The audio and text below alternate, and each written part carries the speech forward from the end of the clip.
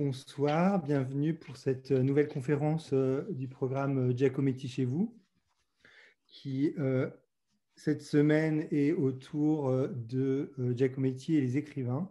Donc Hugo Daniel va inaugurer avec cette première conférence autour de Giacometti et Beckett. Et vous aurez aussi la possibilité de revoir deux autres conférences qui ont été réalisées pendant le précédent confinement. Une autour de la relation entre Giacometti et Simone de Beauvoir, par Thomas Auger, qui est aussi en ligne sur notre site internet, et puis sur Giacometti et Jean Genet, qui a été faite par Albert Dichy. Donc ce soir, nous avons le plaisir d'avoir une nouvelle conférence par Hugo Daniel, qui est responsable du programme de l'École des modernités à l'Institut Giacometti et chargé de mission curatoriale à la Fondation Giacometti.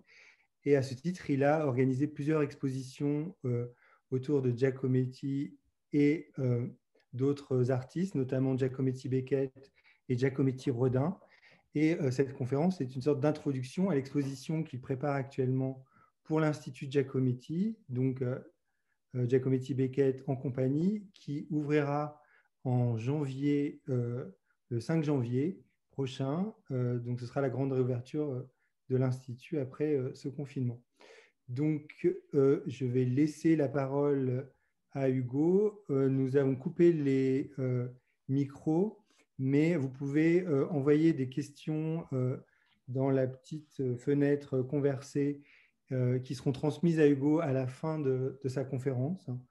Et je vous souhaite une bonne conférence. À tout à l'heure. Merci Christian, bonsoir à toutes, bonsoir à tous. Alors effectivement, je suis très heureux ce soir de m'adresser à vous pour évoquer, comme le disait Christian, la relation entre Beckett et Giacometti. Donc nécessairement dans le format, ce sera quelque chose de contraint, mais c'est une invitation, prenez-le comme vous voulez, une mise en bouche qui annonce l'exposition Beckett-Giacometti, rater encore, rater mieux, qui ouvrira donc à l'Institut le mois prochain. Alors, parler de la relation entre Beckett et Giacometti, ça veut dire qu'il ne s'agit pas d'évoquer une des relations qui compte parmi les plus connues de Giacometti, parmi celles qu'il a nouées avec les écrivains. Évidemment, Giacometti a été en contact avec de nombreux écrivains. C'est peut-être d'ailleurs un trait qui caractérise sa carrière que d'avoir été en contact avec autant d'écrivains et d'avoir noué des relations aussi intenses avec eux. On pense bien sûr à Genet, à Sartre, à Breton, à Dupin, à Léris par exemple, ou à Dubouchet, parmi les plus évidentes.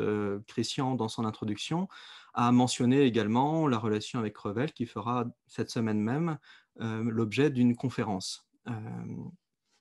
Donc, ces amitiés sont importantes chez Giacometti, et elles sont à ce point importantes qu'on pourrait estimer qu'elles sont une qualité même de sa production intellectuelle, qui accompagne l'œuvre en quelque sorte. Je veux dire par là que parfois, ce qui fait la richesse d'une rencontre intellectuelle, une rencontre également amicale souvent, ce n'est pas nécessairement ce qui débouche sur une collaboration ou sur une représentation abondante et grandiose. C'est le cas de celle de Beckett et Giacometti. Autrement dit, il est une des qualités des relations qu'il me semble pertinent d'interroger au travers de ce cas et d'illustrer peut-être ce soir, c'est le secret, c'est-à-dire ce qui relève de l'intime, de la relation, de ce qui ne se livre pas à l'extérieur de la relation. La relation entre Beckett et Giacometti est une relation de complicité intellectuelle. Il s'agit de comprendre finalement, lorsqu'on l'aborde, comment deux créateurs majeurs du XXe siècle ont échangé et se sont nourris l'un et l'autre. L'interrogation, en outre, me semble à une autre forme de pertinence, dans la mesure où précisément les œuvres de Beckett comme celles de Giacometti et on pourra peut-être commencer par là d'ailleurs, sont très proches dans leur thématique, dans leur manière d'appréhender le monde, et notamment, elles se rapprochent sur une thématique centrale, cardinale chez l'un comme chez l'autre. Je veux parler de la solitude. Alors, je vous livre d'emblée une citation de Beckett tirée d'un poème écrit en 1947 qui l'illustre. Je cite donc Beckett: Ma solitude, je la connais. Allez, je la connais mal. J'ai le temps, c'est ce que je me dis si j'ai le temps. Mais quel temps, ô s'affamer le temps du chien, du ciel pâlissant sans cesse mon grain de ciel, du rayon qui grimpe, ocellé tremblant, des microns des années ténèbres. Vous voulez que j'aille d'A à B, je ne peux pas sortir, je suis dans un pays sans trace. Alors, vous avez vu que j'ai rapproché cette évocation du poème de Beckett d'un dessin de Giacometti, parmi beaucoup d'autres, qui me semble évoquer cette même idée de solitude dans, je cite de nouveau Beckett, un pays sans trace. Cette importance de la solitude est telle d'ailleurs que Giacometti, vers la fin de sa vie, a besoin de s'en justifier et peut-être de s'en distancier. C'est le sens de la citation que je vous livre. De ma part, dit-il, il n'y a aucune volonté d'être un artiste de la solitude, aucune complaisance dans ce sens. Au contraire, je dois ajouter que comme intellectuel, comme citoyen, je pense que toute la vie est le contraire de la solitude, puisqu'elle est un tissu de rapport avec les autres. Donc on voit comment la solitude est un thème important chez Giacometti. On le retrouve illustré bien sûr dans ses œuvres. Je vous propose ce dessin au passage en vous montrant comment la forme de l'arbre, donc vous verrez à quel point elle est importante dans la relation entre Beckett et Giacometti, sert précisément à donner forme à la solitude chez Giacometti lorsqu'elle est rapprochée de la figure humaine. Et en effet, dans la relation entre Beckett et Giacometti, qui aboutit finalement à une collaboration, elle n'aboutit précisément qu'à une seule collaboration, et ce, en 1961, lorsque Beckett demande à Giacometti d'exécuter un décor de scène pour la reprise d'En attendant Godot. Il faut donc envisager cette relation entre les deux artistes plus que sous l'angle de l'amitié, il me semble, sous le signe de la compagnie. Il faut à ce titre envisager la compagnie comme le disait Beckett dans l'un de ses textes fameux, je le cite, compagnie comme ce besoin de compagnie discontinue. Fin de la citation. Il évoque encore la compagnie sous l'angle de cette, je cite, autre imaginant le tout pour se tenir compagnie. Dans cette compagnie, donc, entre Beckett et Giacometti, je voudrais faire ressortir deux idées. D'abord, contre peut-être les quelques éléments rares que l'on connaisse de leur relation, qui est cette idée qu'ils incarnent une forme de création d'après-guerre en France et en Europe. Contre donc cette idée, je voudrais montrer que cette relation se noue bien dans l'entre-deux-guerres. Et cela peut-être n'est pas sans conséquence. Et l'autre, peut paraître mineur, mais qui en fait, à mon sens, dit beaucoup et de leur création et de leur relation intellectuelle, a trait à la question du hasard de leur rencontre. Qu'en est-il donc de cette rencontre? Alors, il ne s'agit évidemment pas, dans l'image que vous voyez, de Beckett et de Giacometti, mais l'on voit au bord d'un chemin, sous les branches d'un arbre qui est défeuillé, décharné presque, deux hommes qui tournent le regard vers une lune. Cette petite toile mélancolique a été exécutée par le peintre romantique Caspar David Friedrich entre 1919 et 1920, et elle avait marqué Samuel Beckett lorsque, à l'occasion d'un voyage en Allemagne, il l'a vue au musée de Dresde en 1937. Cette représentation d'une rencontre silencieuse, un peu secrète, est, selon Beckett, un antécédent à sa pièce En attendant Godot, dont il a planté le décor avec laconisme. Je vous rappelle les didascalies qui ouvrent en attendant Godot. Route à la campagne, avec arbre, soir. On pourrait encore voir dans cette toile de Friedrich l'illustration d'un échange artistique idéal tel qu'il a pu se mettre en place dans sa longue et mystérieuse relation avec Giacometti. La tentation est d'autant plus grande que leur rencontre date de la même année que la date où Beckett voit cette toile, et que leur seule collaboration aboutie, comme je l'ai rappelé à l'instant, a été l'arbre pour Godot en 1961. La relation entre Beckett et Giacometti est régie par le silence et le hasard de leur rencontre. Giacometti a eu l'occasion d'en témoigner. Giacometti a reçu Beckett comme de nombreux autres écrivains dans son atelier. Il a réalisé en effet un nombre important d'illustrations pour ses amis poètes, de René Crevel et André Breton à Jacques Dupin, et en retour, ces derniers écrivains ont écrit sur son œuvre. Il les a portraiturés, et en réciproque, si l'on peut dire, Beckett, qui avait une relation ambivalente à l'image, entre attraction et méfiance, possédait une grande culture artistique. Il a été l'ami de peintres comme les frères Bram et Geert van Velde, d'Avigor Arica, de Pierre Talquat, d'André Masson, tous ces artistes que je viens de mentionner étant également amis de Giacometti. Et Beckett consacre à ces mêmes artistes, après-guerre, des textes remarqués. Mais hormis L'Arbre pour Godot, la pièce de théâtre qui a fait connaître Beckett, il n'existe pas d'ouvrage commun, pas de portrait de Beckett comme il en existe d'André Breton, de Simone de Beauvoir, de Jean-Paul Sartre, de Bataille, de Jean Genet. On peut multiplier les exemples par Giacometti. De même qu'il n'existe pas de texte de Beckett sur Giacometti. La seule mention de Giacometti chez Beckett est la trace dans la bibliothèque de l'écrivain de 2 catalogues d'expositions tardifs, qui datent des années 60, de l'œuvre de Giacometti. Un silence donc sur cette relation demeure. Toutefois, leur amitié, fuyante pour le regard extérieur, est pourtant l'une des plus longues qu'ils ont connues. Elle s'étend, comme je l'ai dit, de la fin des années 30 à la mort de Giacometti en 1966.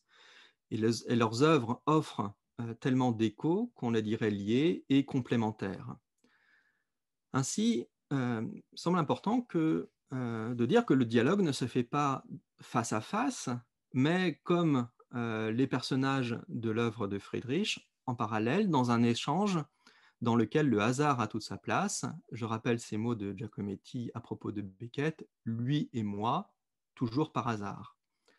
Comme si, dans le fond, tout autre moyen de communication plus social eût empêché le fonctionnement singulier de cette relation. Comme si le fait de convenir d'un rendez-vous, d'un lieu, d'une raison de se rencontrer est très contraire à leur relation. Les conditions de leur rencontre illustrent donc leur interrogation commune sur le pouvoir de l'expression face à un réel qui excède tout. Et pour bien comprendre cette relation, il faut la libérer des images éculées de la création dans le Paris d'après-guerre. Rappelons donc finalement quel est le terreau de leur rencontre. Giacometti et Beckett appartiennent à la même génération de créateurs parvenus à cette tour de Babel. L'expression est de Giacometti, cette tour de Babel qui est Paris. Giacometti, qui est né en 1901, vient à l'Académie de la Grande Chaumière étudier à Paris en 1922. Beckett, qui est né en 1906, donc on voit qu'ils sont tout à fait de la même génération, arrive comme lecteur à l'École normale supérieure en 1928. Sans se rencontrer encore, ils fréquentent les mêmes cafés de Montparnasse, la Chloriserie des Lilas, le Dôme, le Select. Et au tournant des années 30, ils évoluent dans les cercles proches du surréalisme. Giacometti rejoint le groupe en 1930 et voit régulièrement André Breton, Tristan Tzara, Max Ernst, Louis Aragon, René Crevel, etc. Beckett, lui, est proche de Philippe Soupeau et lit ces mêmes auteurs surréalistes. Il est notamment marqué à cette période par le second manifeste du surréalisme. Un autre signe de leur proximité dans leur fréquentation est en 1928, l'idylle qu'entretient Beckett avec Peggy Guggenheim. Peggy Guggenheim étant, vous le savez, cette grande collectionneuse et mécène, soutien du mouvement surréaliste et qui visite quelques années plus tard l'atelier de Giacometti où elle achète des œuvres. Dans ce tourbillon d'échanges, les œuvres de Beckett et Giacometti cohabitent avant leur rencontre, en quelque sorte. La revue Transition, sous la direction d'Eugène Yolas, participe depuis 1927 à la diffusion du modernisme et du surréalisme. Dès juin 1929, Beckett en devient un contributeur régulier, tout comme Giacometti à partir de 1932. Plus proche encore de leur rencontre, en 1931, Giacometti et Crevel se rapprochent et travaillent au frontispice du roman Les pieds dans le plat. Ce travail commun est l'occasion pour Giacometti d'une première collaboration avec le graveur Stanley Hayter de l'atelier 17. Il est peu probable que cette publication commune de Giacometti et Crevel échappe à Beckett. En effet, Beckett traduit au même moment les textes des surréalistes pour cette grande anthologie de Nancy Cunard intitulée la Negro Anthology, qui comprend notamment le manifeste Humanitarisme meurtrier, signé par le groupe surréaliste, mais en réalité écrit par Crevel. Crevel, que traduit Beckett, donc, n'est pas le seul lien entre les deux artistes. En 1934, alors que Beckett fait paraître ses premiers textes et qu'il travaille à son roman Murphy, l'éditeur et poète surréaliste George Reevey lui propose de l'éditer en français dans sa maison d'édition Europa Press. Et je vous montre là une photo qui montre Peggy Guggenheim, la fille de Peggy Guggenheim, qui est, elle, derrière l'appareil photo, George Reevey, la deuxième personnage en partant de la gauche de l'image, Geert Van Velde, Gwyneth Vernon, Samuel Beckett et Liz Van Velde chez Peggy Guggenheim dans son cottage anglais en 1938. On voit ces relations et puis surtout, vous pouvez voir George Reevey Reevey qui a l'habitude d'illustrer les ouvrages qu'il imprime par des frontispices est proche de Hayter, justement. Ceci explique que l'on trouve sur une enveloppe adressée par Beckett depuis Londres à Reevey la mention de l'adresse du sculpteur Giacometti.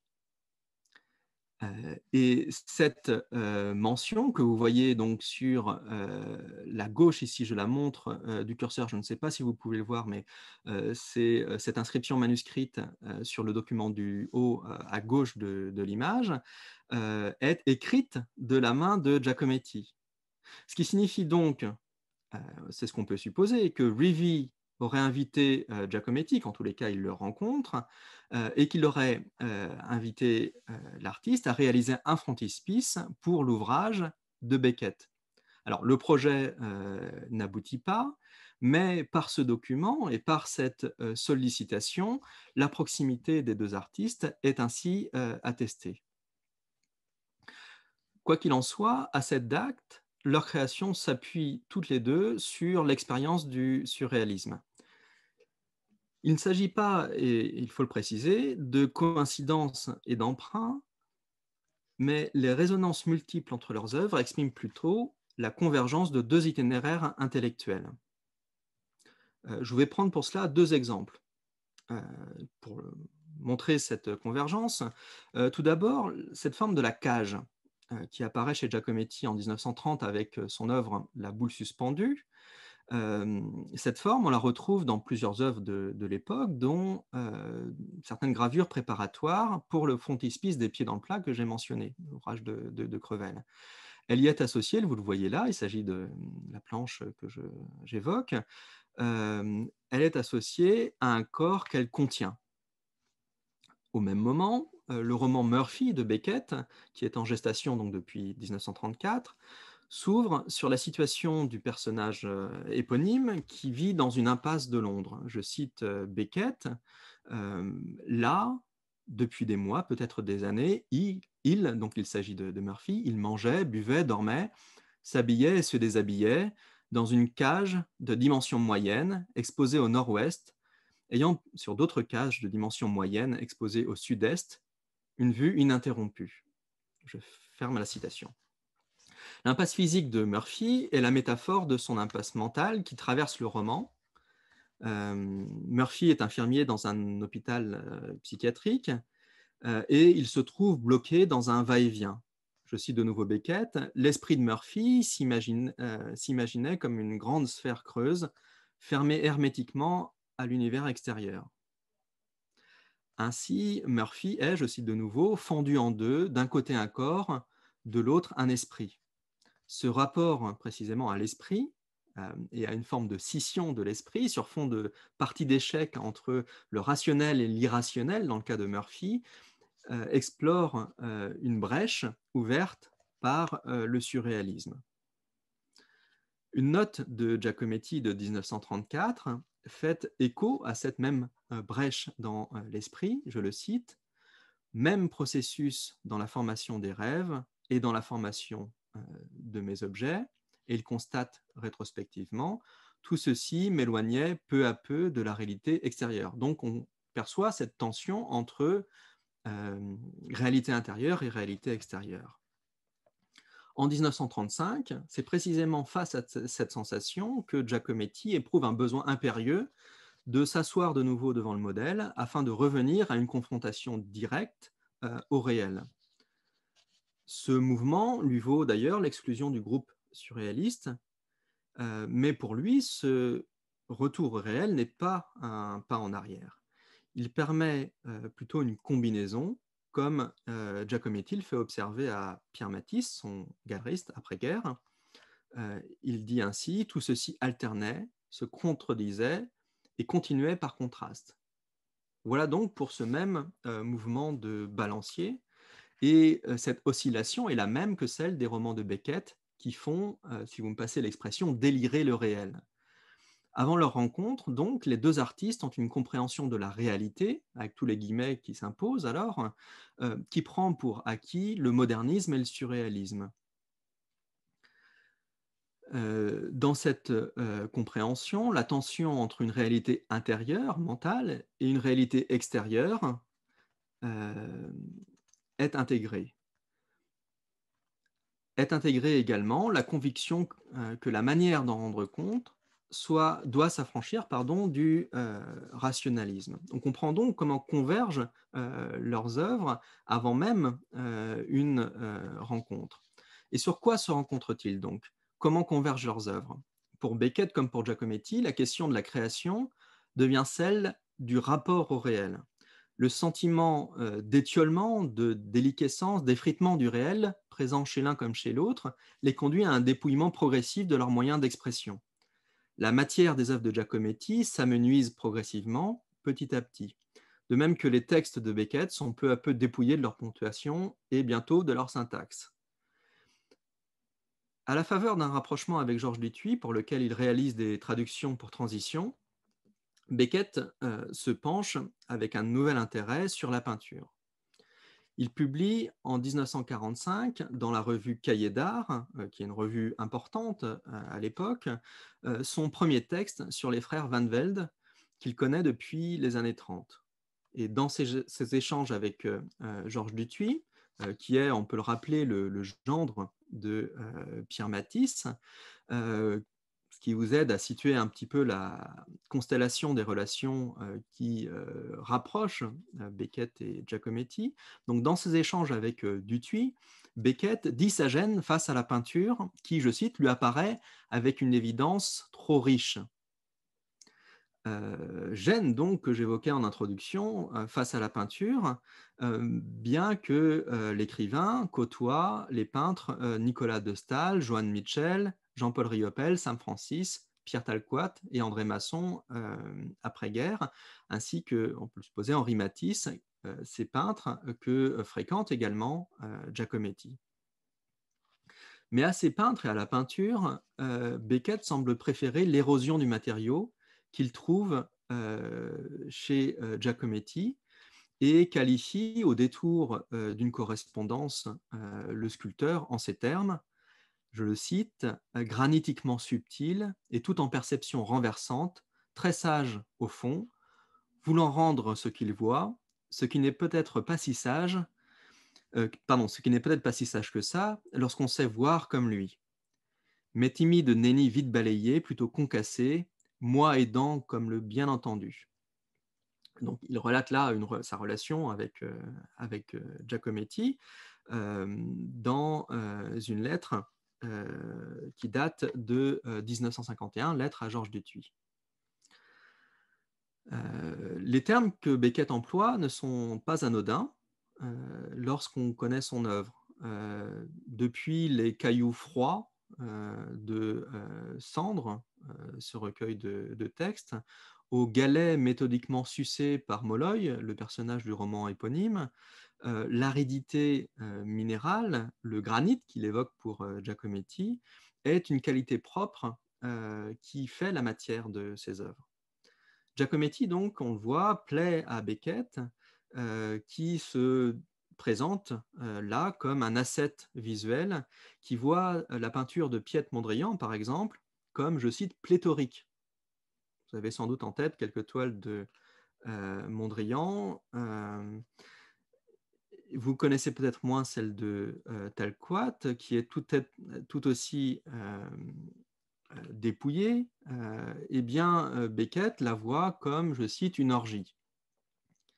Au tournant des années 40-50, les deux artistes identifient le rapport réel à une déception et acceptent cette fidélité à l'échec, l'expression est de Beckett, qui conclut les dialogues qu'il a avec Dutuit de la manière suivante, je le cite, « L'histoire de la peinture, nous y revoilà, est l'histoire de ces tentatives d'échapper à ce sentiment d'échec au moyen des rapports plus authentiques, plus larges, moins exclusifs entre celui qui figure et ce qui est figuré. » Fin de la citation. Cette relation au réel à laquelle souscrit Giacometti définit une éthique de la création, on peut dire, dans laquelle, selon Beckett, je le cite encore, être un artiste, c'est échouer comme nul autre n'ose échouer, que l'échec constitue son univers. Après-guerre, les deux œuvres sont aussi associées au désespoir. Cette image se construit sur des œuvres comme La tête sur tige de Giacometti que je vous montre là. Et on peut supposer que cette qualité qui a été repérée, puisque je vous montre comment cette œuvre Tête sur tige a servi du vivant de Giacometti à illustrer des publications de Beckett comme Imagination Dead, Imagine, dans cette édition de Calder and Boyers. Donc, ces deux œuvres sont assimilées dans un imaginaire commun à cette forme de désespoir. Et on peut supposer que cette qualité traduit l'éthique de la création que je viens de décrire à propos de leur œuvre. Beckett, après-guerre, justement, marqué par la capitale des ruines, c'est par cette expression qu'il qualifiait la ville de Saint-Lô, complètement détruite par les bombardements. Beckett, donc marqué par ces ruines, partage avec Giacometti ce sentiment de précarité de l'existence. Les thèmes de la solitude humaine et de l'incommunicabilité présentes dans leurs œuvres les rapprochent dans un rapport inquiet au monde. Persiste toutefois également une ambivalence partagée entre l'effroi et le grotesque, qui parfois peut aller jusqu'à l'humour. C'est par exemple cette ambivalence que l'on perçoit dans le sourire du nez de Giacometti.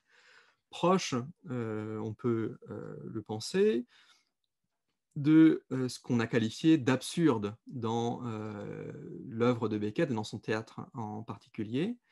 est proche également de cette observation que Beckett fait plus tard, en 1976, qui définit un regard proche de celui de Giacometti, lorsqu'il écrit, je cite, « En face, le pire, jusqu'à ce qu'il fasse rire ». Voilà donc sur quel terrain se rencontre et est appréhendé par un même regard, sont appréhendés par un même regard leurs œuvres, pardonnez-moi. Sartre aidant, c'est aussi un lien entre les deux, ils sont assimilés à l'existentialisme naissant. Et l'un comme l'autre sont liés aux fondateurs de la Revue des temps modernes, dans laquelle ils apparaissent à plusieurs reprises. Et c'est justement dans les pages des temps modernes que Giacometti lit en 1946 les premières traductions des poèmes écrits par Beckett en 1938 et 1939.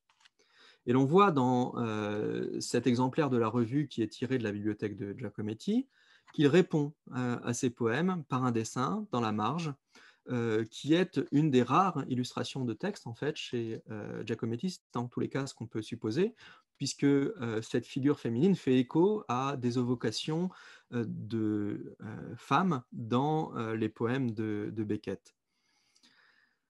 Ces pages que vous avez là affirment une chose, il me semble, c'est que leurs imaginaires en 1946 sont bien mêlés. Toutefois, ni l'un ni l'autre n'ont eu besoin de l'existentialisme de Sartre ou de la phénoménologie de Maurice Merleau-Ponty pour faire l'épreuve de leur condition humaine face au réel. Si l'on peut dire, pour eux, bien avant la guerre, Dieu est mort. De ce rapport au réel, il est frappant qu'il tire des formes communes. Cela passe d'abord par l'épreuve du corps contraint ou simplement pris dans la matière. C'est manifeste dans l'œuvre de Giacometti que je vous montre, à laquelle les personnages de comédie qui sont contraints dans des jarres répondent. Un autre exemple est ce dispositif de la cage dont j'ai déjà parlé et qui est expérimenté par Giacometti avant-guerre et qui est transposé après-guerre dans des socles ou les cadres. Il devient un outil de construction récurrent après-guerre. Pardon, j'avais prévu de vous montrer également d'autres exemples connus chez Beckett. Je vais vous reprendre un autre parallélisme possible entre, souvenez-vous de Winnie dans Oh les beaux jours, qui est prise dans un mamelon qui monte progressivement au cours de la pièce. On perçoit une similitude très forte entre ces personnages et ceux de Giacometti qui sont également pris dans la matière, bloqués dans leur mouvement. Je vous montre là un détail de La Cage, une œuvre de 1950, dont voici une autre vue plus large. Donc, expérimenté par Giacometti avant-guerre, le dispositif de La Cage, ou sa transposition dans les socles et les cadres, est récurrent après-guerre. Les cages qu'il réalise au tournant des années 50, donc voici une autre forme en quelque sorte, en assume la dimension théâtrale. À l'étrangeté presque, ces scènes distordent les échelles et enserrent les bustes dans un lourd bloc de matière. Vous le voyez, ce personnage de profil en bas à gauche du deuxième plateau de La Cage. Et pour vous aider à comprendre la dimension théâtrale, je vous montre des dessins liés aux œuvres que je viens de vous montrer. Et donc, vous voyez que l'univers théâtral est ici différemment transposé avec des dispositifs scéniques qui intègrent vraisemblablement des formes de rideaux et de chapiteaux. À cette vision qui passe donc par une représentation scénographique, répondent celles de Beckett, nombreuses, où les personnages sont, je peux les énumérer, cloués au lit, c'est le cas de Malone dans le roman éponyme, embourbés dans le fossé, c'est Molloy, bloqués à la taille, comme Madeleine Renaud interprétant Winnie dans au Les Beaux Jours, mais c'est également le cas dans les personnages de l'Innommable, ou alors lorsqu'ils sont rivés à une chaise. C'est le cas de Murphy ou de Ham dans Fin de partie, mais c'est aussi le cas de la femme de Berceuse, que vous voyez ici à gauche. Berceuse est cette pièce, donc vous avez ici une représentation historique de 1981 avec l'actrice favorisée par Beckett, Billie Whitelaw. Donc vous voyez une proximité formelle, mais également profondément thématique, presque existentielle, avec la femme assise de Giacometti. L'un comme l'autre, donc Beckett et Giacometti, donnent une forme visuelle à l'empêchement, à la fois condition d'homme et condition de création. De même, la matière, elle se fait visible à la surface des sculptures de Giacometti, et elles ont en même temps, ces sculptures, perdu leur volume. Chez l'un comme chez l'autre, l'importance du théâtre croît également à partir de la fin des années 50. Beckett écrit sa première pièce En attendant Godot entre 1948 et 1952, de manière contemporaine donc au développement des cages de Giacometti que je viens vous montrer et des autres figures sur piédestal. Il est significatif que cette seule collaboration autour d'En attendant Godot se produise dans l'espace de la scène. Il s'agit une fois de plus pour Beckett, dès sa première pièce, une question de mesure, et il en débat dans un entretien avec Dutuit. Je cite Beckett: « Franchement, je suis tout à fait contre les idées de Staël. » Il parle des idées du peintre de Staël sur le décor de Godot réalisé en 1952. « Je suis tout à fait contre les idées de Staël, peut-être à tort. Il voit ça en peintre. Pour moi, c'est de l'esthétisme. Moi, je ne crois pas à la collaboration des arts. Je veux un théâtre réduit à ses propres moyens, paroles et jeux, sans peinture et sans musique, sans agrément. Il faut, finit-il, que le décor sorte du texte sans y ajouter. Quant à la commodité visuelle du spectateur, je la mets, il s'adresse à Dutuit, je la mets là où tu devines. » En mars 61, Beckett invite pourtant Giacometti à concevoir le décor de scène de Godot pour sa reprise au théâtre de l'Odéon. Ils préparent ensemble la réalisation et c'est l'occasion pour Beckett de se rendre dans l'atelier de Giacometti. Vous les voyez là dans une salle annexe de l'atelier de Giacometti, dit atelier du téléphone. Et Beckett évoque ce moment dans une lettre. Il écrit « Nous sommes restés là toute la nuit, avec cet arbre en plâtre », donc la figure filiforme que vous voyez et que vous aurez reconnue depuis la pièce. « Nous sommes restés là toute la nuit, avec cet arbre en plâtre, à enlever, à rabaisser, à rendre les branches plus fines. Ça n'allait jamais bien pour aucun des deux, et l'un disait toujours à l'autre « peut-être ». Je trouve très belle cette évocation du peut-être, qui peut-être justement serait le lien entre les deux, une relation peut-être et faite de hasard.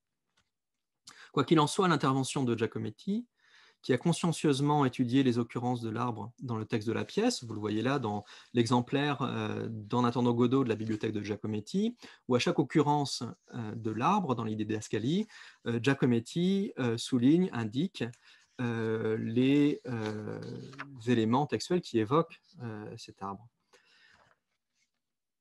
Et dans ces interventions, Giacometti va dans le sens du rabaissement, comme en parlait à l'instant Beckett, ce qui est manifestement pour plaire à l'écrivain et dramaturge. Décor minimaliste, l'arbre que produit Giacometti est frêle et fragile, comme le sont les figures humaines. Il porte toute la précarité de l'existence humaine, en quelque sorte. On voit donc comment cette question du théâtre, chez l'un comme chez l'autre, excède la question de la scénographie. Un autre exemple, une autre manière de le montrer, c'est d'étudier ce qui a d'abord paru dans les recherches que j'ai menées pour l'exposition comme quelque chose d'anodin, c'est-à-dire le rapprochement entre Beckett et le poète et romancier Pierre-Jean Jouve. Dans le carnet que je vous montre, sur la page de droite, vous pouvez discerner sous la figure de l'homme qui marche la mention barrée d'ailleurs, et partiellement mal orthographiée, de Beckett, et juste à côté, donc, le nom de Jouve, évoquant donc Pierre-Jean Jouve. Pourquoi donc ce rapprochement? Eh bien, dans les archives de Giacometti, on trouve ce document. En 1964, dans les textes que publie Jouve au sujet du décor du Don Juan de Mozart, et qu'il fait paraître dans les Lettres nouvelles, donc dans son exemplaire, Giacometti s'enthousiasme dans la marge et souligne, je cite, que la scène est toujours imaginée. Plus loin dans ce même texte, donc vous avez ici une reproduction, peut-être pas les pages concernées. Plus loin, Giacometti souligne encore l'importance du décor en esprit. Donc on voit que cette question du décor, souvenez-vous de ce que disait Beckett à Dutuit, occupe les deux artistes de manière tout à fait contemporaine avant même leur collaboration. Chez Beckett comme chez Giacometti, on perçoit donc que la scène est bien plus qu'une simple représentation, c'est la concrétisation d'une vision, une vision qui est autrement immatérielle. C'est le lieu où peut se produire le drame, l'acte, même si cet acte est muet et fait de mots empêchés, comme dans Godot. Ainsi, les dramaticules, je emprunte le terme de Beckett, ces petits drames qui ne sont pas si anodins, sont des scènes mentales concrétisées. Ces drames concrétisés donc sont chez l'un comme chez l'autre liés à l'obsession de certaines images mentales dont leurs œuvres témoignent, dont certaines sont partagées. Je pense à la tête-crâne, certaines positions et parties de corps, comme ces personnages assis que j'ai montrés, certains déplacements encore. Il en va ainsi, par exemple, des Trois hommes qui marchent que Giacometti réalise entre 1947 et 1948, qui anticipent ou précèdent en tous les cas la pièce télévisuelle de Beckett, Quad, en 1981. L'une comme l'autre de ses œuvres disent dans la circularité et l'aveuglement des corps muets l'incommunicabilité des êtres humains. Dans Quad, comme l'a observé le philosophe Gilles Deleuze, l'espace est, je cite Deleuze, un cabinet mental qui permet l'épuisement du réel. Elle exprime cette forme, l'infini combinatoire. Singulièrement, cette interrogation sur l'épuisement de la forme apportée chez Beckett comme chez Giacometti sur une autre forme, une autre figure, qui sera mon deuxième exemple, c'est la question de l'œil. Souvenez-vous que film, c'est le titre que donne Beckett à ce film qu'il réalise entre 63 et 65 avec Buster Keaton. Film s'appelait d'abord Eye, œil, à un moment où Beckett, souffrant de cataracte, craignait précisément de perdre la vue. Et cette question de la vision ou de l'impossibilité de voir est un fil directeur dans le film, sinon son sujet principal. Au même moment que Beckett travaille à un film, Giacometti, je le cite, ne pense qu'aux yeux face à l'impossibilité de saisir les détails du visage qui lui fait face. Et il écrit,